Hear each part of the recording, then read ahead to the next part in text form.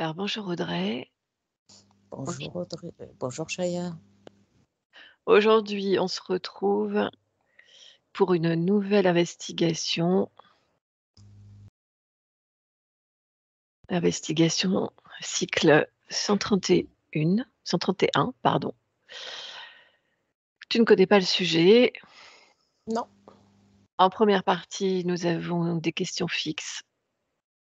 Le protocole est constitué d'une première partie de questions fixes et ensuite une partie libre qui nous permettra d'investiguer un peu plus profondément les réponses que tu auras données dans la première partie. Ces enquêtes sont effectuées dans différents pays en même temps par différents opérateurs et télépathes. Voilà, je vais procéder au décompte. Tu veux un décompte Attends. à partir de 10? Oui, Bien installé? oui. Allez, on y va. Alors tu prends de profondes respirations.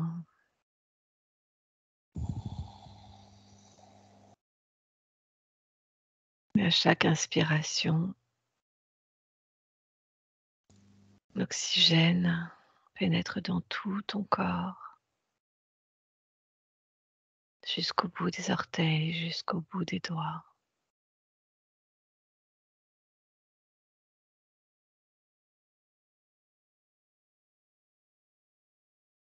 Et à chaque expiration, tu expires toutes les tensions, toutes les toxines.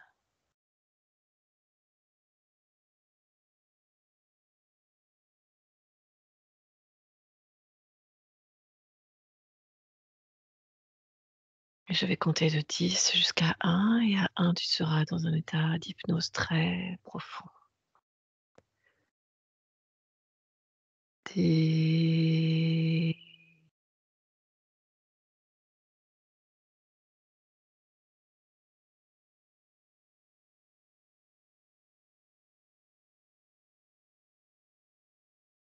9,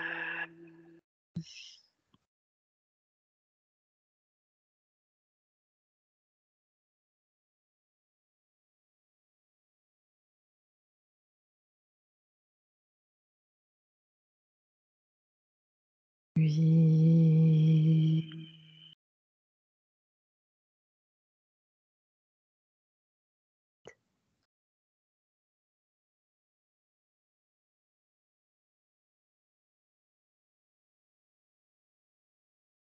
7,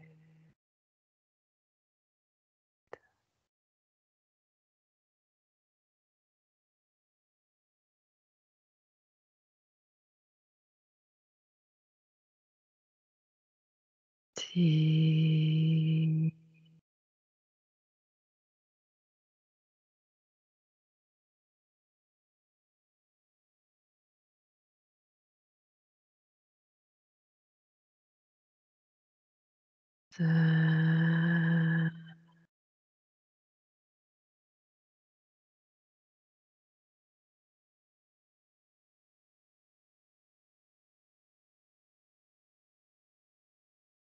4,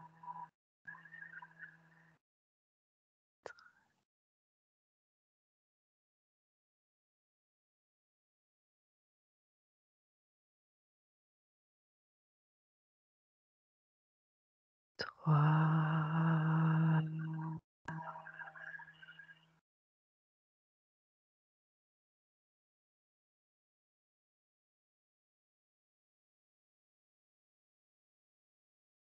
2,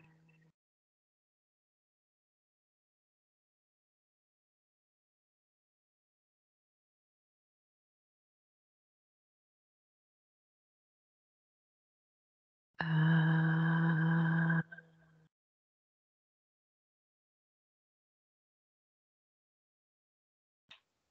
Comment tu te sens, Audrey?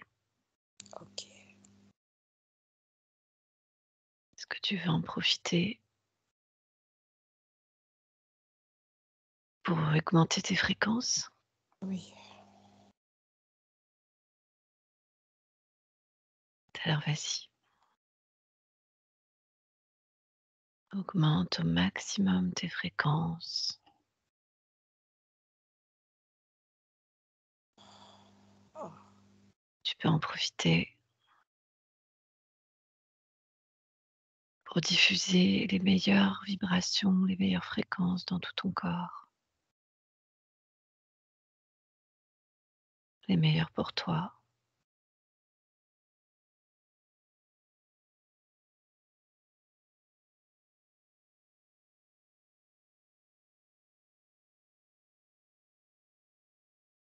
Que ces fréquences se diffusent exactement là où tu as besoin.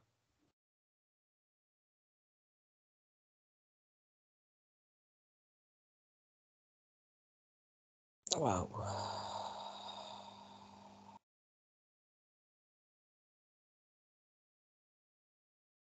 C'est OK pour toi? Attends. OK,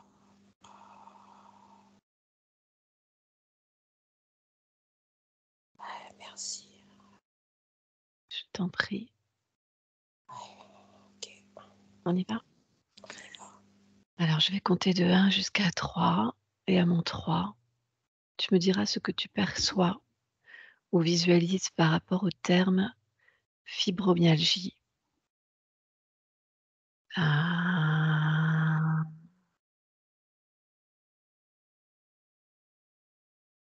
2,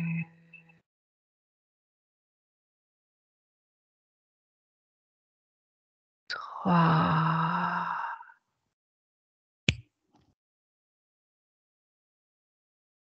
Je t'écoute. Pendant le décompte, j'avais l'image de muscles rougis, Mmh. de muscles inflammés. Après, quand tu as claqué des doigts, j'ai commencé à distinguer une femme qui s'avançait vers moi. Voilà ce que je OK. perçois. Qu'as-tu comme information sur cette femme?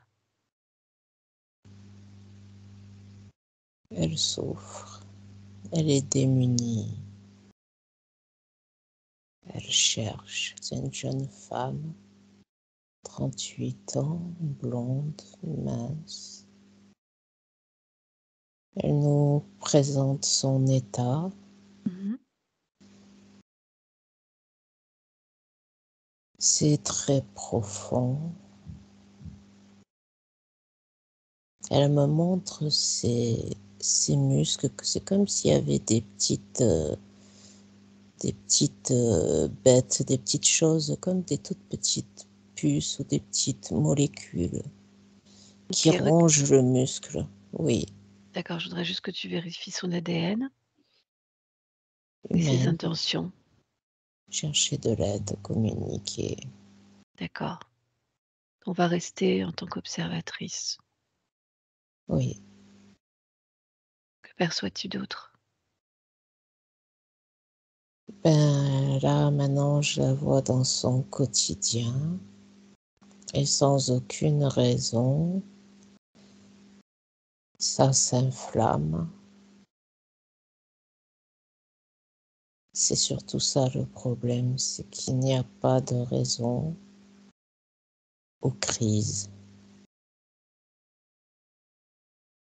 Il y a quelques secondes, tu m'as parlé de petites bêtes? J'ai bien entendu? Oui, c'est comme des, c'est comme des petites puces métalliques, je dirais, Mmh. et qui sont sur le muscle, qui dévorent le muscle, qui ont une action sur ce muscle, une action négative, hein. C'est quelque chose d'extrêmement petit. C'est comme des, est-ce que c'est des capteurs qui veulent s'insinuer dans la peau? C'est quelque chose qui émet des ondes. On dirait qu'ils émettent des ondes. Oui, ils émettent des fréquences. Quand tu dis île, ces petites, les petites bêtes métalliques. oui, ces petites D'accord. bêtes, oui, c'est comme des capteurs d'information et qui émettent vers des vaisseaux. Donc, l'info, ça serait que les personnes, enfin, ce cas-là, observé à cet instant, ça serait pour analyser tout ce que vit la personne. Et est-ce que la douleur va changer ses intentions? C'est comme si par moment, on pouvait lui impulser, activer ces bestioles pour changer et voir comment elle va réagir. Tu vois, c'est comme si tu avais un singe quelque part et tu lui envoies de l'électricité pour voir, par exemple, tu vas lui donner à manger, tu lui envoies de l'électricité pour pas qu'il mange. C'est assez vicieux parce que c'est quelque chose qui touche toutes les parts de la vie de la personne. C'est Très sur bien. commande. Voilà. Je te remercie. Oui, J'espère qu'on aura le temps, l'occasion d'y revenir. oui. OK. Ok, je vais passer aux questions. Oui, Je te propose de te déconnecter pour l'instant de cette image, oui. de cette personne, et tu vas régresser à mon 3 jusqu'au moment où tu vois apparaître le premier cas de fibromyalgie. 1, 2 et 3. Décris-moi ce que tu perçois ou visualises. On dirait Moyen Âge. Je vois une femme, peut-être une quarantaine d'années, habillée de noir. Et je dirais quelque chose quand même de moins fort que ce que nous pouvons observer de nos jours. Mmh. On dirait quelque chose de réactionnel. Voilà ce que je perçois.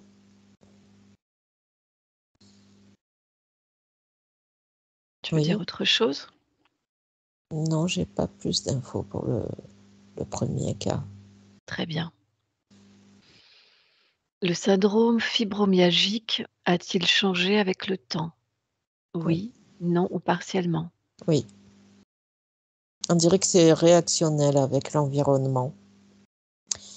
Et on dirait que ça rejoint ce que je disais au niveau des capteurs, que par rapport au mode de vie, c'est comme si les gens qui souffraient de ce syndrome, ils sont là en tant qu'émetteurs, récepteurs, capteurs, et D'accord, précise le temps dont tu parles, s'il te plaît. c'est-à-dire le temps. Bien, Par exemple, du premier que j'ai vu au Moyen Âge à ceux qu'on observe aujourd'hui. exactement. Voilà. Donc, au Moyen Âge, c'était comment? C'était beaucoup moins puissant. Mmh.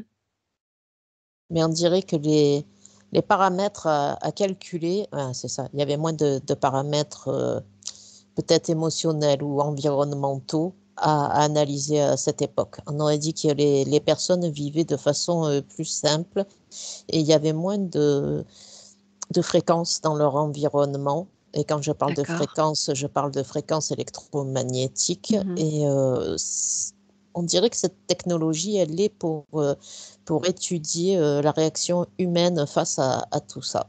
De quelle technologie tu parles? Cette technologie de ces puces qui sont à l'intérieur, des personnes. Tu veux dire que tu les retrouves aussi sur la femme du Moyen Âge? Oui, oui, mais en moins grande quantité. D'accord, OK. Oui. Tu veux dire autre chose encore sur, le changement, l'évolution depuis le Moyen Âge jusqu'à aujourd'hui? C'est comme une étude. C'est une étude, on dirait que c'est une étude, et ça montre un graphique qui part du Moyen Âge qui était assez bas et qui monte, avec les années. Voilà. Cette étude est effectuée par qui?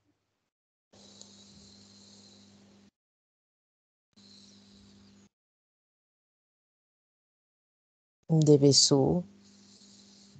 D'accord. Oui, On reviendra là-dessus, oui, j'espère aussi. Je te oui. remercie. Déconnecte-toi de cela. OK.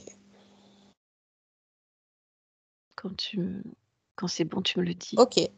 Très bien. Et maintenant, tu vas regarder dans le plan physique les facteurs responsables de la fibromyalgie à nos jours. C'est les ondes.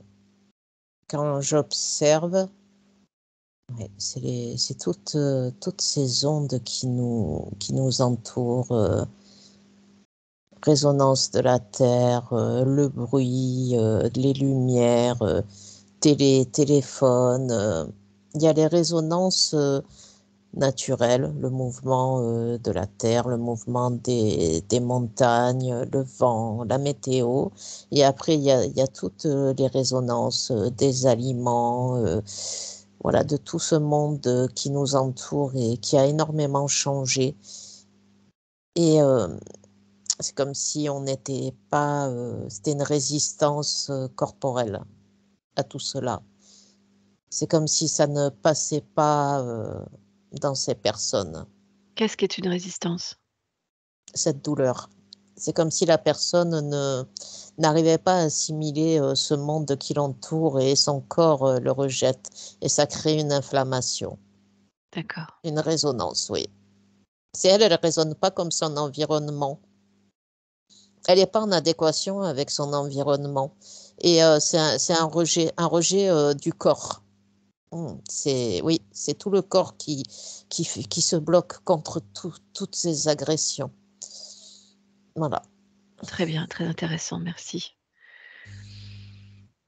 OK, déconnecte-toi du plan physique Ouais, et passe maintenant au plan métaphysique OK. et observe quelles sont les conditions subliminales responsables de la fibromyalgie. À 3, tu y seras. 1, 2 et 3.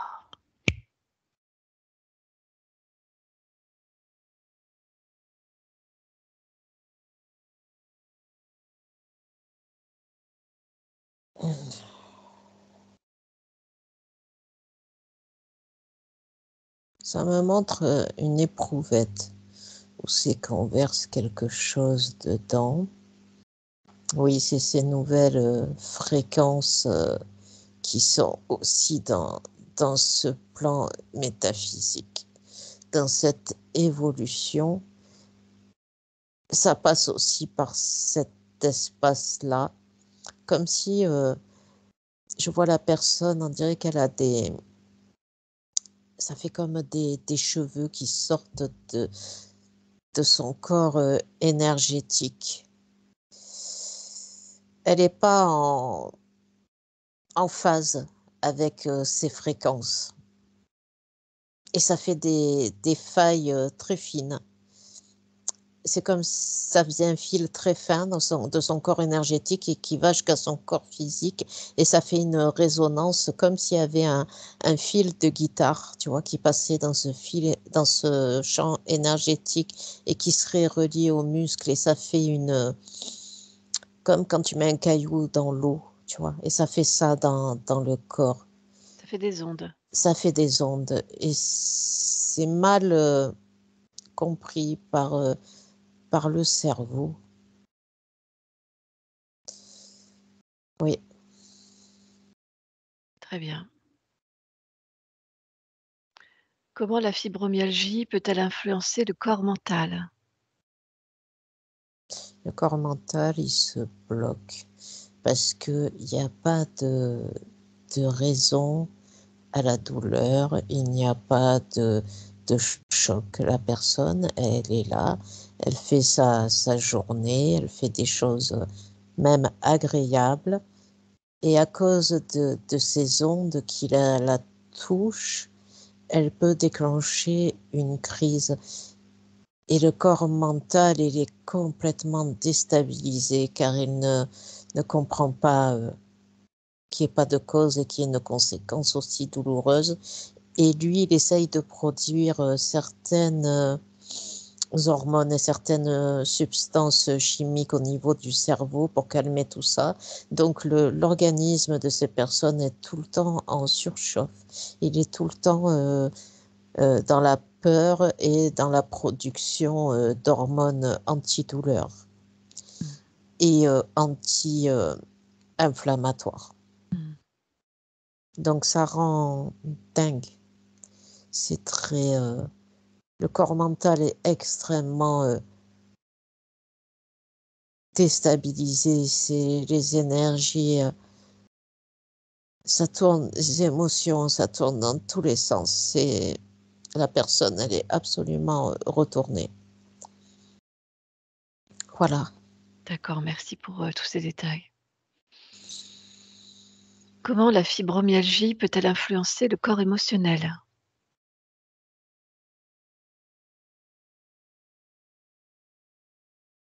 Ce n'est pas des émotions justes, franches et honnêtes. Donc les émotions ne sont plus en adéquation. Comme je te disais tout à l'heure, il faut qu'il y ait un coup pour qu'il y ait une douleur. Et là, c'est des choses qui sont ressenties de façon tellement aléatoire. Il n'y a même pas de logique sur une fréquence. Elle peut passer 10 fois sur la même fréquence et c'est la 11e fois que ça déclenchera la douleur. Donc les corps qui peuvent gérer quand même pas mal d'agressions extérieures, là, sont complètement déstabilisés. Et c'est ça qui est le plus... c'est pour ça qu'on n'arrive pas à la soigner, la diagnostiquer. Et ça montre que ça peut attaquer vraiment partout, que ça soit des douleurs, ça peut être musculaire, osseux, presque au niveau de la peau aussi, ça hormonal, ça déstabilise complètement tout. C'est un tourbillon de fréquences internes. Oui. Et les émotions se perdent et la personne, elle peut ne plus avoir d'émotions justes et être, comment dirais, amorphe à force d'avoir ce tourbillon interne.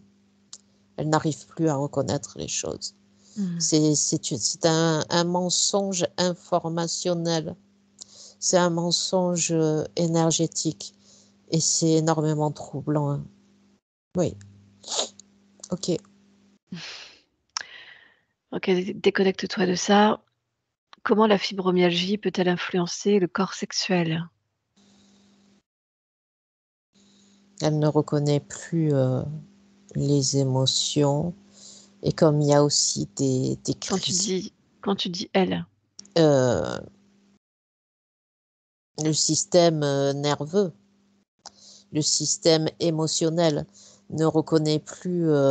Il y a tellement d'informations qui arrivent, elle ne sait plus des informations de désir, de plaisir, de douleur, il y a tout qui s'embrouille. Donc c'est de là que ça... C'est comme si ça asséchait cette sphère. C'est comme si le corps avait été, à un moment donné, il refuse, il a peur de souffrir en ayant un rapport. Et, euh, et c'est comme si aussi il allait gaspiller trop d'énergie dans cette action. Donc il coupe ça. Ça, il n'y a plus. quand tu parles d'action, tu parles d'acte sexuel? Oui, oui. Ça devient inutile. C'est pas détourné au profit de quelqu'un, mais du coup, c'est détourné dans le mauvais sens. Mm. Tu observes encore quelque chose en dehors de toute activité sexuelle, mais par rapport au corps sexuel? Et je vois vraiment que c'est vraiment vide, c'est vraiment, ça paraît inhabité comme sphère. D'accord. Déconnecte-toi de cela et maintenant, regarde le système des chakras et comment il fonctionne chez un patient fibromyalgique.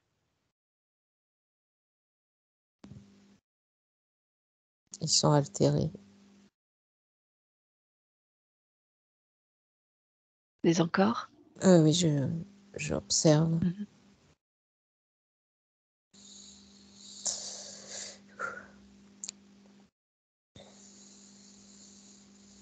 C'est comme s'ils avaient des coupes. Ils sont tachés. Ils sont déstabilisés, ils sont désorientés, ils sont... Ouais, c'est abîmé au niveau des chakras. C'est très dur pour la personne, pour sa reliance, toutes ces reliances qui doivent passer par ces chakras. Il y a peut-être le coronal, que lui, ça va. C'est peut-être lui le moins... ça Mmh. dépend aussi des traitements.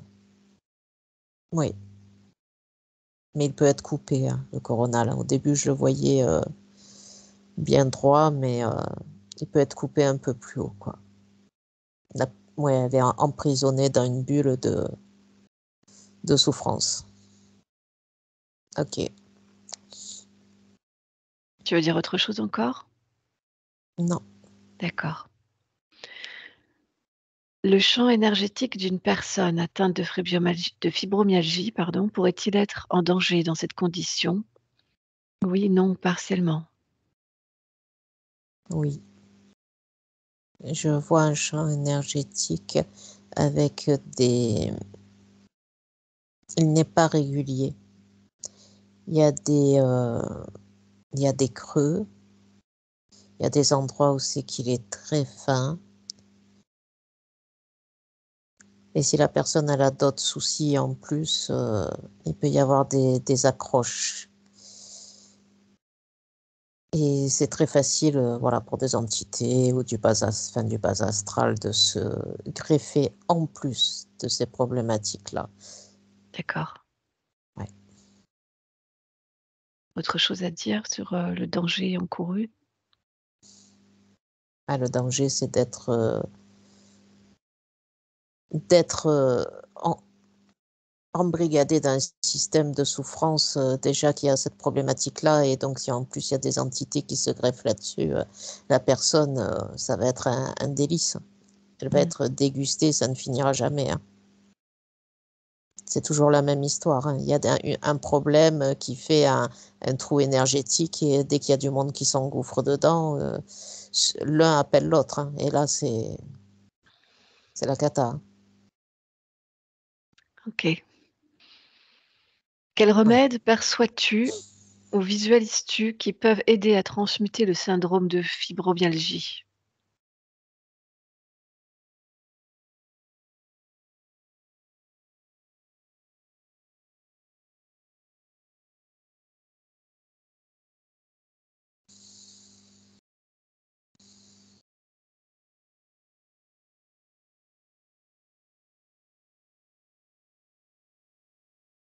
Des fréquences assez fortes pour faire tomber ces fils fins que je décrivais au début.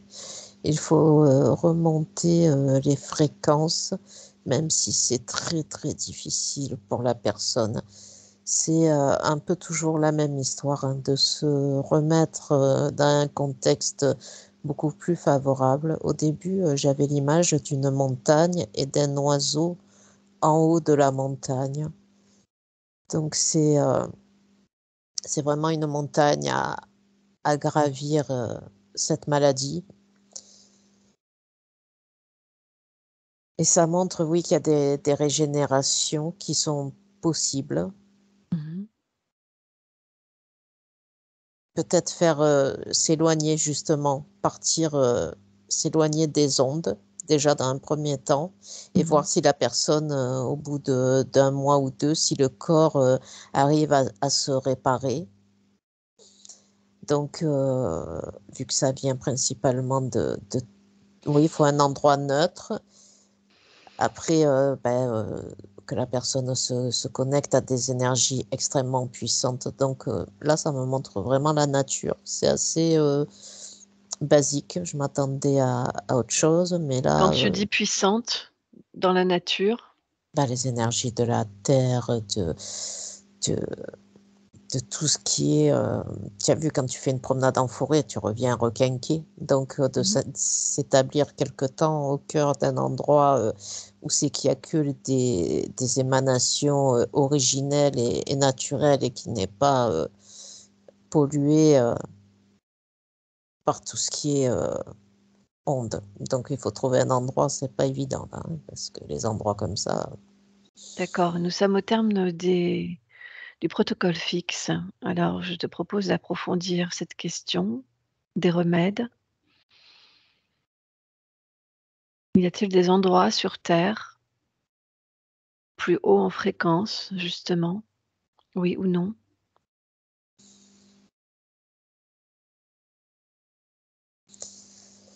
Oui, mais il y a quand même des ondes qui passent parce que maintenant la Terre avec les satellites, elle est quadrillée de partout.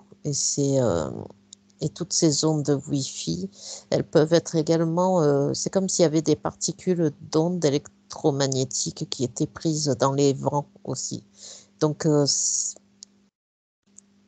il y a des endroits où il y en a moins, mais il y a toujours une pollution. D'accord, Ça, c'est dans l'air aussi, tu vois. d'accord. Il y a aujourd'hui des ingénieurs, des chercheurs, des gens inspirés qui conçoivent, des outils justement pour, modifier ces ondes électromagnétiques ou les repousser.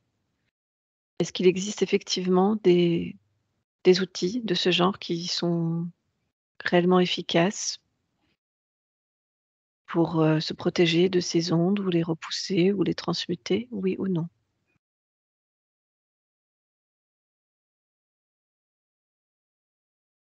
Vas-y, repose la question, s'il te plaît. Oui. Juste le oui ou le non, vas-y. D'accord. Existe-t-il, oui ou non, des appareils, des outils élaborés qui permettent de repousser ou de transmuter les mauvaises ondes? Oui, Sont-ils efficaces, plus ou moins, ou très, ou oui ou non? oui, D'accord. Maintenant, tu as parlé de l'environnement. oui. J'aimerais maintenant que tu regardes les ressources internes d'une personne atteinte de fibromyalgie. À quel niveau de son être, quelles sont les parties de son être qui peuvent l'aider à se libérer de ce symptôme, de ce syndrome? Ces muscles, il faut leur redonner force. Vraiment prendre tout ce qui va pouvoir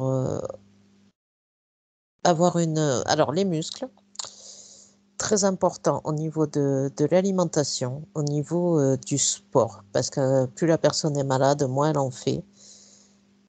Et alors, à contrario, je vois aussi électrostimulation, qui dans ce cas-là, mais justement, quand ça envoie les ondes électriques, ça fait un peu enlever les autres ondes. Mmh.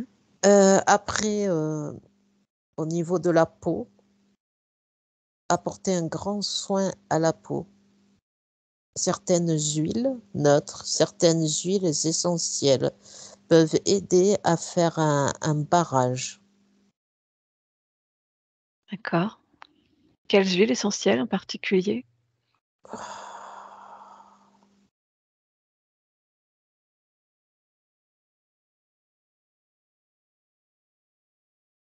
Lavande, parce que le parfum est assez fort et qu'elle est anti-inflammatoire. Avec une huile neutre, ouais, ça peut faire une barrière. Donc des huiles essentielles, surtout inflammatoires Anti-inflammatoire, oui. et quelles autres propriétés devrait-elle avoir pour aider?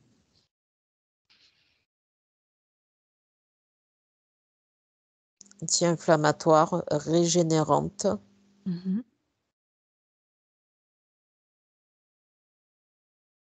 celle qui aide aussi au niveau du transit.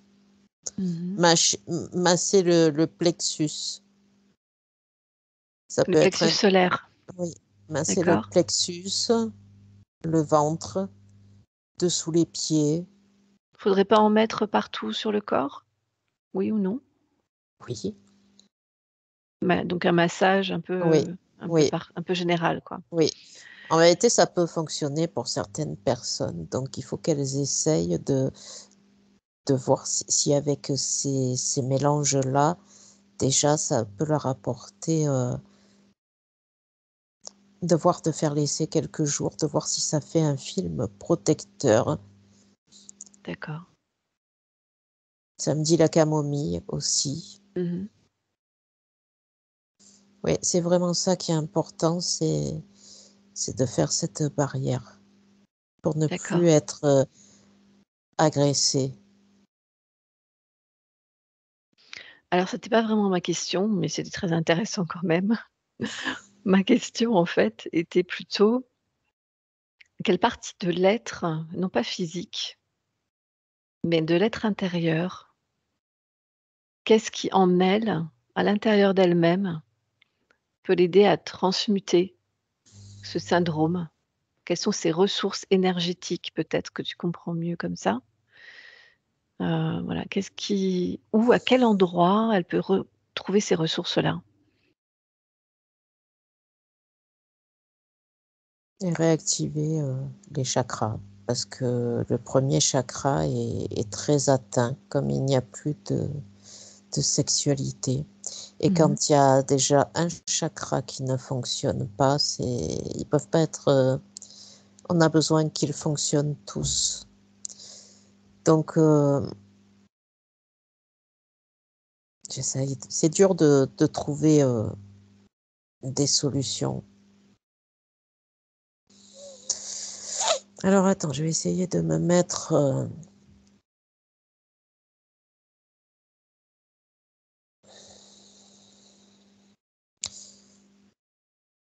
tu sais quoi? On va finir, le protocole là et après je vais essayer de me mettre Mais on a déjà fini le Ah, protocole. on est en question libre là? Oui, c'était Ah, la c'est dernière pour vous là? question, donc c'est pour ça que je l'ai prolongée, mais voilà. D'accord.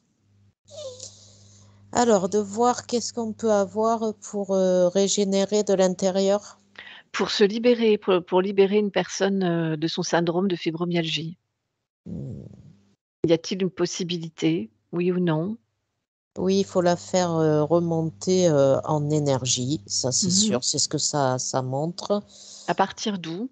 et à partir Quelle partie de l'être, ah, il y a l'émotionnel qui est vraiment, fortement touché. Mmh.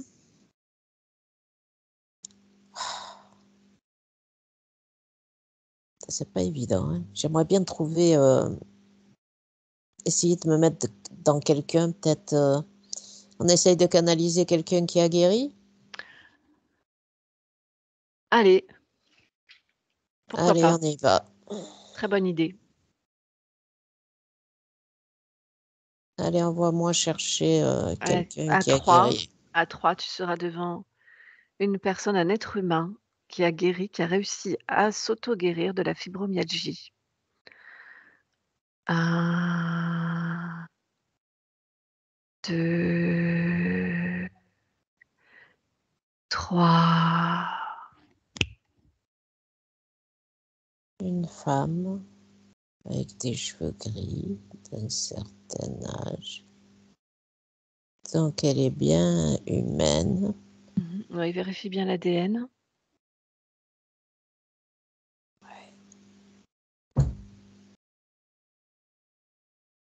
Ouais, ouais, ouais, c'est bon. OK. Il y avait une entité quand même à côté d'elle, hein. Elle y est Mais encore? non, après elle l'a enlevé. D'accord. Il y a une libération qui s'est faite dans sa vie. On dirait qu'elle a changé, du tout au tout. Mmh. Alors ça me montre, de l'eau, style comme C'est-à-dire? un village avec un pont. Alors je sais pas si elle a déménagé, peut-être c'est en Roumanie, en Slovaquie, dans ces pays-là. Elle a fait une cure. Quel genre? avec de l'eau. Cure thermale ou non? Ou autre chose? Oui, oui, oui, une cure avec de l'eau. Parce qu'il peut y avoir Ah, des cures thermales, des thalassothérapie. Est-ce que c'est des eaux douces? Est-ce que c'est de l'eau de mer? non, non, eau douce, D'accord. eau chaude, Mmh. eau chaude soufrée. Je pense qu'elle a dû faire du jeûne aussi, ou manger très léger. En Mmh. réalité, elle a choqué son corps. Elle Mmh. a choqué son corps et elle a dû le réinitialiser. Et c'est comme si les petites billes que je voyais, là, les petites puces au début, elles tombaient, tu vois. Et le Dis muscle, attends, le dis-moi muscle, oui, oui, vas-y. le muscle, comme il a été choqué, il s'est remis à, c'est comme si c'était régénéré. D'accord, dis-moi en plus sur les chocs. Quel type de choc? Du froid, du chaud, vraiment des trucs basiques. La puissance des jets, elle a eu des jets d'eau aussi, ça a fait circuler le sang. Très Ouais, bien. il y a eu des chocs, des choses, ouais, des massages. Ça montre des pierres. Ah, vraiment des trucs, mais tout con, quoi, hein. Tout basique. Qu'est-ce que tu perçois d'autre comme, type de soins? Là, ça montre une cascade, elle doit marcher. Elle a fait, ouais, une coupure dans sa vie, tu vois? Et elle est allée, vraiment, elle en pouvait plus, quoi. Ça a duré combien de temps à peu près cette, période, de soins? Un mois. Et au bout d'un mois, quel résultat? Ça va mieux, c'est supportable. Il y a Mais c'est vraiment un mieux, oui. mais Quoi? c'est pas complètement guéri. Ça Il y a l'est encore ou une non? petite, il y a encore une petite, quelque chose qui diminue, ou peut-être refaire encore une cure où ça va se diminuer, mais elle est apaisée psychologiquement, émotionnellement, donc déjà c'est léger. Là où elle en est aujourd'hui, elle a complètement guéri ou pas? Oui, D'accord. Est-ce que tu vois encore les petites bêtes, non, technologiques? non, Non. Qu'est-ce qui les a fait complètement partir, ces bêtes technologiques? quand le muscle va bien. D'accord, mais qu'est-ce qui a fait que le muscle s'est retrouvé bien? Quels sont les soins? À la régénérescence, là, tout ce qu'elle a eu, tous Tout ces, ce qu'elle a fait, tous ces soins dont tu as parlé? ouais, en vérité, quand elle fait ses soins, ça choque l'organisme et l'organisme, il recrée des nouvelles cellules et des nouvelles cellules dans de bonnes conditions et des cellules propres. D'accord, Il refait pas des erreurs et comme elle était dans un environnement de montagne, tout ça, donc c'était un environnement qui était sain. d'accord. Donc là, encore une fois, on a parlé de soins au niveau physique, c'était très intéressant. Maintenant, si je te dis au niveau éthérique, subliminal, Mmh. si on propose à la partie subliminale de faire un choc fréquentiel pour éliminer tout ça, voire plusieurs chocs fréquentiels, est-ce que cela peut, oui ou non, ou partiellement, éliminer le syndrome de fibromyalgie d'une personne? Non. Non, parce que c'est physique. D'accord. C'est vraiment d'agir, Ça ne suffit pas d'agir uniquement au niveau éthérique. non. Non, parce que ça fait comme des toxines, tu vois, accumulées quand même. Tu es obligé d'agir, non, il faut agir, dans le physique, dans la matière pour le physique. D'accord, intéressant. Ces petites bestioles, technologiques métalliques, comment Mmh. sont-elles arrivées dans le corps? Par qui et comment? Par quels moyens? Alors c'est des humanoïdes. Mmh. Est-ce toujours des humanoïdes ou y a-t-il d'autres espèces? Oui ou non? C'est humanoïde principalement, oui, c'est Mmh. humanoïde. C'est ouais, c'est pour mesurer, hein. C'est des capteurs, hein. Les bestioles technologiques? Oui, oui, oui, c'est des capteurs pour voir comment on... Comme des singes de laboratoire. Comment ils les ont implantés dans la personne? Comment sont-elles arrivées, ces bestioles?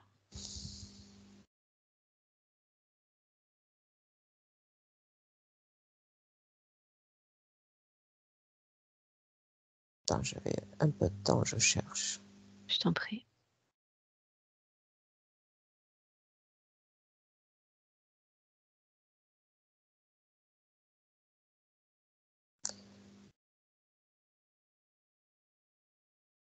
On dirait qu'à un moment donné, la personne, elle a été abductée dans les terres.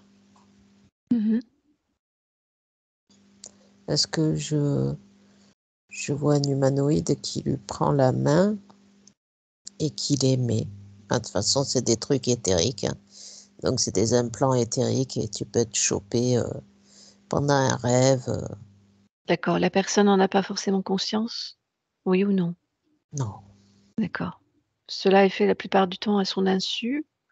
Oui ou non? oui, D'accord. Tu avais parlé à un moment donné, dans la partie fixe du protocole, qu'il s'agissait donc d'études. Donc là, on a vu qu'il s'agissait essentiellement, de d'humanoïdes. oui, Ce sont les humanoïdes en question qui effectuent les études oui, sur l'être humain. oui. Qu'est-ce qu'ils veulent obtenir comme informations sur ces études? Quelles sont leurs motivations, leurs intentions d'effectuer ces observations, ces recherches?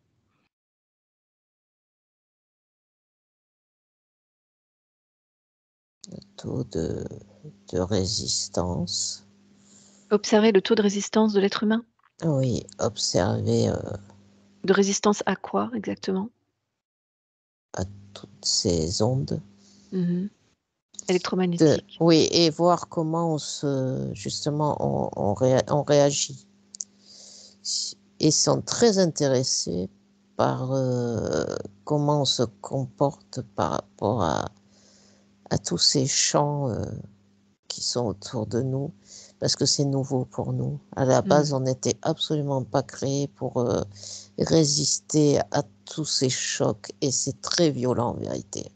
Et encore, on a de la chance que tout le monde ne soit pas fibromyalgique. Parce que franchement, quand on voit la violence des ondes dans lesquelles on vit, c'est vraiment comme s'il y avait de la musique à fond tout le temps autour de nous. D'accord, Et donc tu voudrais dire, pardon de te couper, tu voudrais dire que l'être humain, s dans la plupart des cas, s'est adapté plus oui, ou moins oui, à tout cela et oui, est-ce qu'il y arrive plutôt bien, en oui, moyenne? oui, à part Oui ou ceux non? qui ont D'accord, développé cette fibromyalgie, ouais. Mais ça peut être des maux de tête, ça peut être, parce que c'est extrêmement violent, hein. d'accord. On vit que dans le monde qu'on voit, mais ce qu'on voit pas, je te dis quoi, c'est comme si on était baigné dans une musique à fond toute la journée, quoi. Et on s'épuise, quoi. La fatigue chronique aussi, hein, c'est pas pour rien, quoi, hein. Mmh. On est là, on croit toujours que c'est nous à l'intérieur de nous, mais non, c'est notre environnement qui vraiment nous bousille, hein. Les fréquences, quand tu vas dans la montagne, les fréquences, on est vraiment plus fait pour ça, réellement, quoi. Et Plus fait pourquoi? pour les fréquences de la nature. On n'a pas besoin de lutter. Quand on est dans la nature, c'est comme si on était sur une barque. Ça coule tout seul, ça Mmh. marche tout seul pour nous. Notre corps, et là, il peut se régénérer. Et c'est pour ça que pour cette femme, ça a marché quand elle est partie. Parce que qu'est-ce qu'elle a fait? Elle a fait du chaud, elle a fait du froid, elle a fait avec de l'eau, avec de la boue. Et c'est pour ça que les cures, ça marche. Parce que tu te retrouves avec les éléments fondamentaux. Mmh. Et c'est complètement ça, quoi. C'est de la folie, là, ce qui se passe aujourd'hui. C'est incroyable, et toutes ces images, toutes ces choses ultra violentes, on est vraiment baigné dans des chocs, mais c'est pour nous mener à notre perte, c'est pas possible, quoi. C'est pas possible. J'avais jamais vu les choses aussi violentes que ça, de tout ce qui nous entoure. On a l'impression que c'est calme parce qu'on ne se rend pas compte de tout ce qu'on voit pas, quoi. C'est violent, quoi. Mmh. Très Dis-moi. bien. Eh ben, écoute, on a fait une bonne enquête qui est déjà assez longue. Comment tu te sens? Je Ça te va? propose peut-être d'arrêter là-dessus, à moins que tu aies encore envie de dire quelque chose, une dernière chose? Sur, l'étude, des humanoïdes ou sur les ondes Ouais, électromagnétiques? ouais, attends, ben, tu sais quoi? Je vais essayer de regarder comme ça. Oh putain, rien que d'y penser, j'ai mal à la tronche. Alors, ces humanoïdes, ils sont surpris de cette résistance et c'est comme s'ils veulent regarder cette résistance pour s'en servir eux. Parce que eux, c'est peut-être des choses qui peuvent, pour leur défense à eux, des choses qu'ils peuvent capter. Je sais pas si eux, ils ont, c'est comme s'ils voulaient récupérer ça de nous pour s'en protéger. Voilà, c'est C'est-à-dire assez, que le résultat de leur analyse leur permettrait de faire des boucliers. très intéressant, d'accord. Parce qu'ils peuvent avoir des attaques, qui ressemblent à ces ondes-là. Ils attaquent par qui? Ils peuvent être D'autres attaqués par qui? tribus. Très intéressant, OK, très bien. Il y a des choses, oh là, là-haut, ça me montrait un gros truc, rouge d'une matière, assez, puissante. Ils ont des craintes aussi, les humanoïdes, hein. Parce que nous, on est sous leur coupe, on est, mais c'est pas si facile que ça là-haut aussi, hein. Ils ont des craintes, ils ont des choses pour lesquelles ils doivent combattre. Et là, ce que je vois, c'est un truc, une matière rouge, c'est comme une planète. C'est comme une planète, de feu et c'est peut-être pour ça qu'ils analysent, ces ondes. Peut-être qu'ils peuvent la terrasser ou l'englober avec ces ondes. Oui, ou ça peut être comme là, c'est une espèce de planète avec une matière, rouge, noire comme un quelque chose ou bien c'est quelque chose qui a pris feu. Peut-être c'est leur monde, qui a pris feu, qu'ils ont été obligés de partir. Ah oui, c'est ça, c'est ça. Il y a eu, waouh, il y a eu un combat et je vois des soucoupes qui partent. Ils ont été obligés de quitter parce que là, depuis tout à l'heure, je vois de mon côté, Ils étaient attaqués par, ils étaient attaqués par d'autres espèces, oui ou non? non, c'est comme si ça s'était, explosé de l'intérieur, absorbé. Il y a des phénomènes, c'est comme si au bout d'un temps, ça se défaisait aussi leur planète. Mmh. Peut-être il y a des cycles. Il y en a plein des planètes, hein. Mmh, sûrement. Ah ouais, il y en a plein. Bon, je te propose d'arrêter là. Je te remercie beaucoup Audrey et je vais te ramener. Benvenuto a questo nuovo video di Disclosures. Oggi parliamo della cosiddetta sessione di ipnosi investigativa. In realtà non esiste una sessione di ipnosi investigativa. Non che non si possa fare investigazione di ipnosi, però è che non esiste una sola sessione di ipnosi per dire si è fatta investigazione, per prendere quell'informazione come buona. Perché? Sappiamo intanto che l'informazione che arriva in ipnosi è molto contaminata, la percentuale di inquinamento dell'informazione è altissima. Pensate a questa informazione che viaggia per tantissime dimensioni, attraversa densità, passa per coscienze che volontariamente o involontariamente possono distorcerla e poi arriva infine alla persona che sta in ipnosi, che ha una coscienza, ha una mente, ha un'esperienza e interpreta questa informazione secondo la sua struttura mentale, secondo le sue credenze, che per quanto si possa essere più o meno liberi mentalmente, liberi pensatori, sempre c'è una parte subliminale che interpreta in base all'educazione ricevuta, alla cultura e perché no, anche tutte le esperienze di esistenze passate che ancora lasciano un segno in noi. Per capirci è come se dovessimo parlare con un'altra persona immersi nell'acqua, a qualche metro di distanza, cercando di utilizzare un mezzo, che è quello della corda vocale, che è fatto per produrre suoni da trasmettere nell'aria.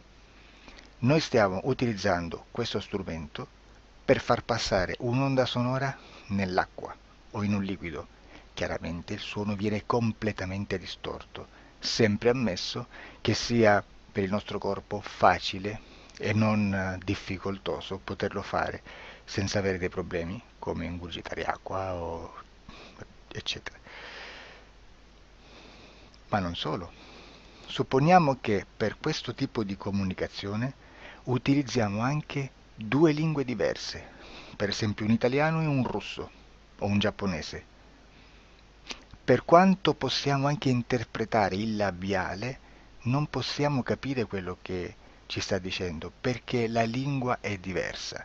La lingua, diciamo, da dove parte l'informazione a dove arriva è completamente diversa, il codice, il linguaggio è diverso, ma possiamo anche cercare di capirci attraverso i gesti, attraverso le espressioni facciali. Per quanto sia ipoteticamente facile poterlo fare sott'acqua, però non dobbiamo dimenticare che l'acqua non è l'aria e può distorcere l'immagine, ma non solo. Dobbiamo anche pensare che l'altra persona, che parla un'altra lingua, che viene da un'altra cultura, potrebbe interpretare i segnali che noi interpretiamo come X in Y. Per noi un sì è abbassare la testa dall'alto verso il basso, per esempio, sì, e il no da sinistra verso destra, no. In alcuni paesi orientali, come le Filippine credo o qualcun altro, utilizzano esattamente gli stessi segni, ma al contrario. No, sì. Immaginate due persone di queste due culture che stanno cercando di comunicare in maniera così difficoltosa e alla fine non gli rimane altro che interpretare il linguaggio corporale. Sì, che per l'altro invece no. Cosa voglio dire con questo esempio estremo? Che l'informazione da dove parte a dove arriva viene completamente deformata.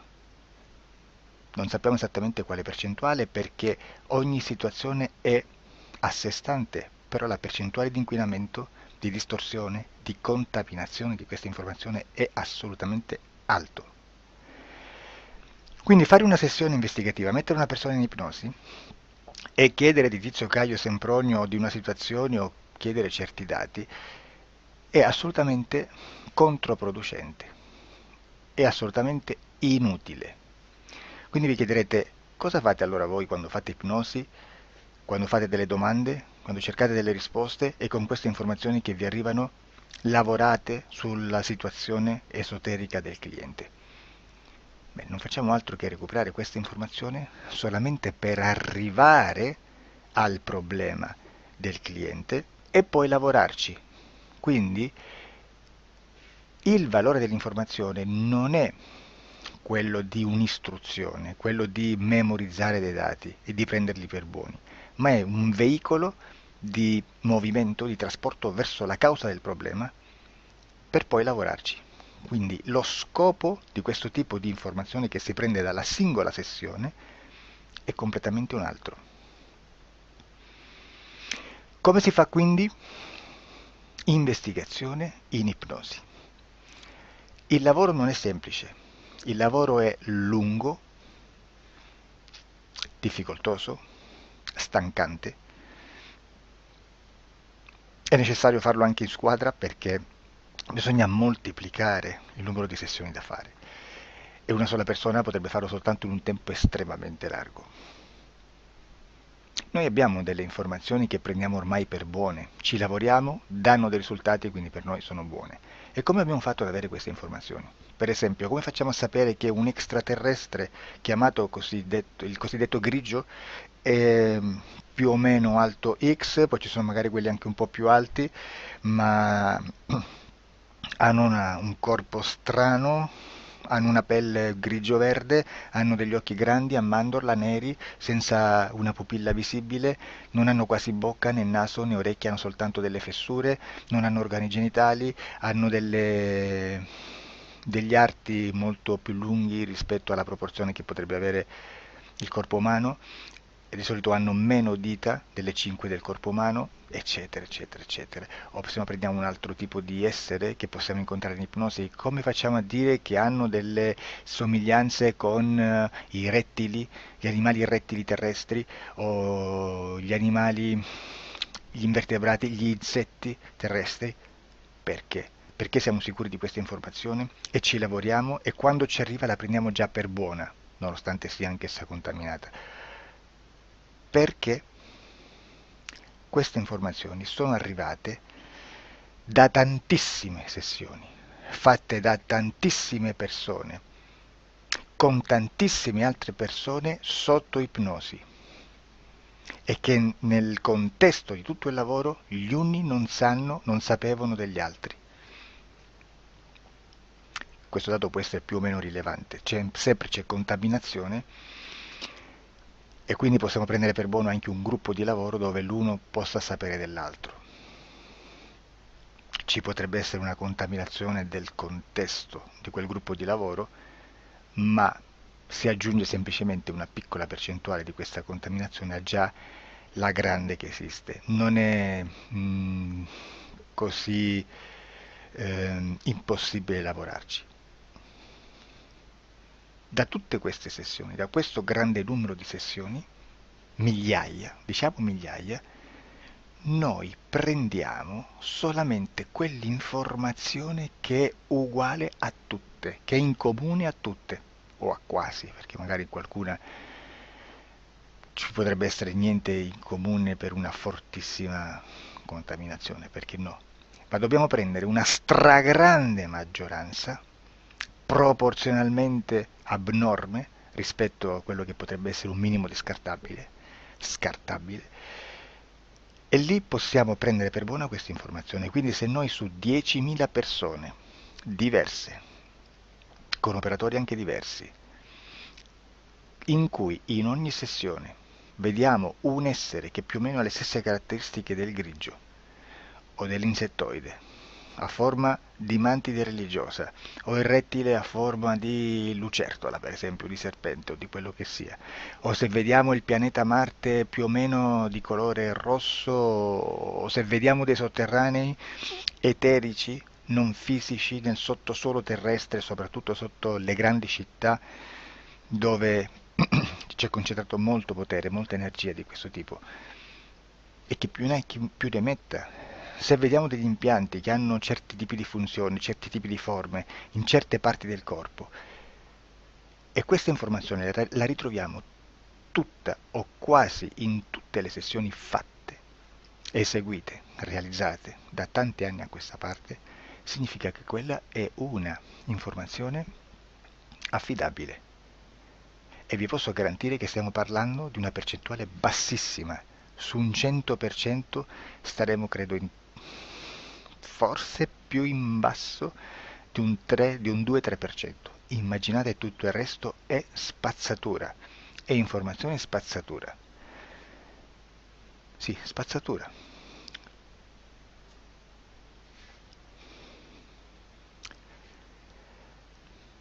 C'è anche un'altra cosa da dire.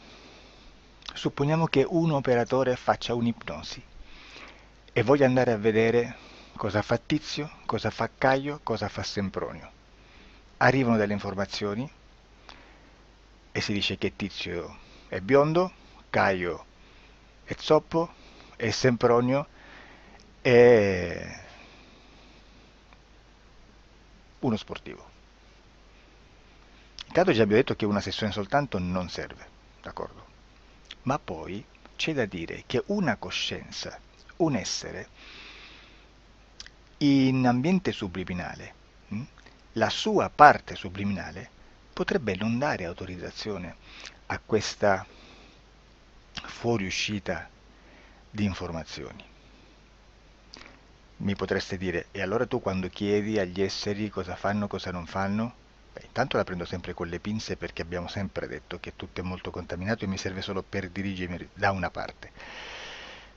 Ma c'è anche da dire che se un essere interferisce con l'altro, ha aperto un canale di comunicazione a cui non può ovviare, a meno che non lo recida, non lo annulli. Quindi quando io faccio la domanda a un essere, se lo faccio attraverso l'interferito, mi arriva l'informazione per un canale aperto che sottostà alla volontà dell'interferito. Sulla volontà dell'interferito parleremo in un prossimo video disclosures.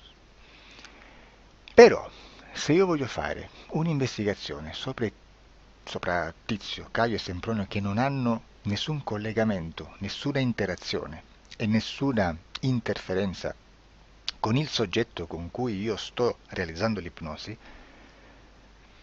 non è detto che mi arrivi questa informazione. Assolutamente. Potrebbe esserci completamente un muro.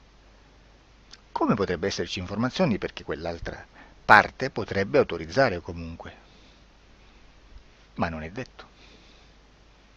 E comunque quando ci arrivano informazioni, in una situazione di non interferenza o non interazione, non possiamo sapere esattamente se sono informazioni che ha autorizzato la parte subliminale dell'altra persona o dell'altro essere, o qualche altro essere, qualche altra entità furba, approfitta della situazione, osserva quello che sta succedendo, si mette in mezzo, si fa passare per l'altro e dà informazioni, ovviamente distorte, prima perché non è detto che debba conoscerle, e anche se fosse potrebbe manipolarle a sua volontà e a suo vantaggio.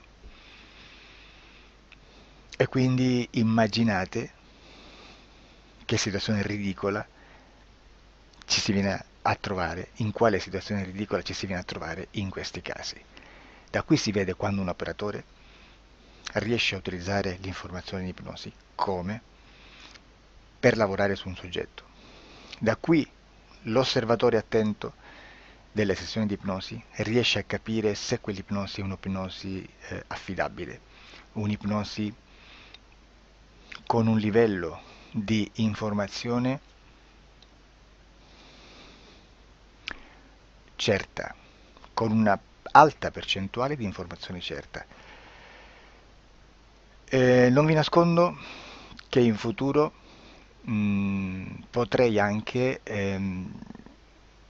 impostare un lavoro per decifrare che livello di certezza di informazione c'è in un'ipnosi, analizzandola e spiegando il perché, spiegando i meccanismi di analisi di un'informazione in ipnosi,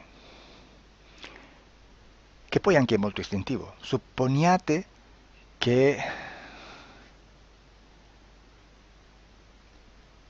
che dobbiamo cercare un'informazione su internet, per esempio un fatto di cronaca. Voi preferite mettervi su un sito ufficiale? A caso. L'ANSA in Italia,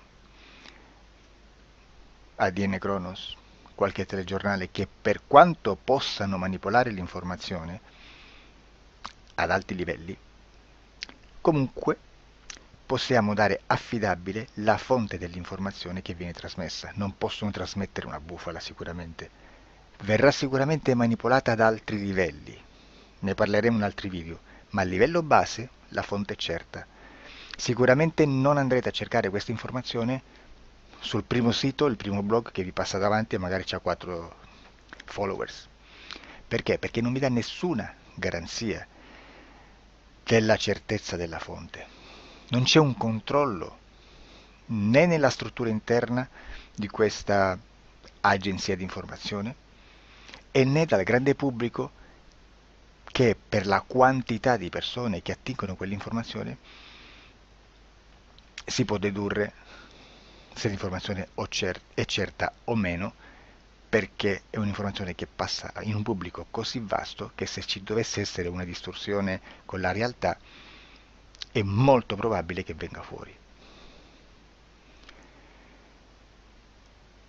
Credo che abbia detto quasi tutto sulle sessioni investigative.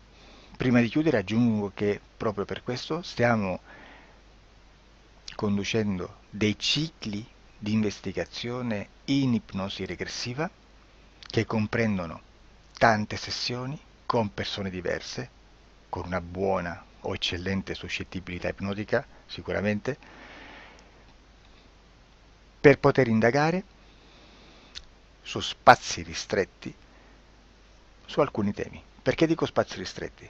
Perché se andiamo a prendere eventi grandi nel tempo, nello spazio, storici, parlare di qualcosa di molto generico implica una quantità di sessioni abnorme.